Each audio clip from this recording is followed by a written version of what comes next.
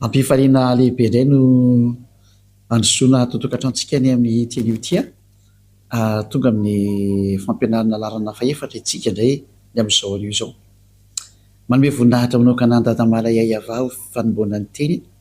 miarahaba ny Dada Maria Iava zany ary miarahaba manokana koa ny Joshua ary manono ny hatsarany Joshua amintsika rehetra izay efa manaraka ato an-tokatrano dia mirahaso antsika samy hotahiny Joshua eo ampanomboan'ny teny sy ny fampianarana izany.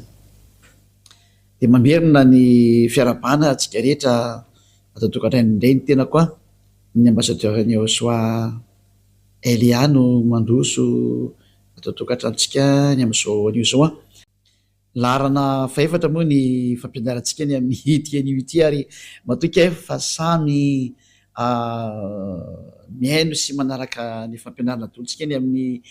zao anio izao ny amin'izay lohateny izay hoe mpamina ny Israeliana ihany no azo ianona teny sy arahina. Hoy ny Andriamanitra Abrahama, ny ankoatran'izay dia tsisy izy intsony zany satria efa mazava be ny lalàna. Ka etsika zany raha nijery ilay fampianarana faharoa sy ny fahatelo tsika dia neta mihitsy ny hoe samy nanao zavatra tsy mety daholo ny olombelona, namoron'Andriamanitra tsy izy daholo ry zareo, nanonon'Andriamanitra tsy izy ary nivokatra an'izay dia samy lasa mpanota daholo. Kanefa miantso ny anaran'ny Andriamanitra, miantso hoe Andriamanitra Abrahama ny Andriamanitra, nefa hitantsika tsara fa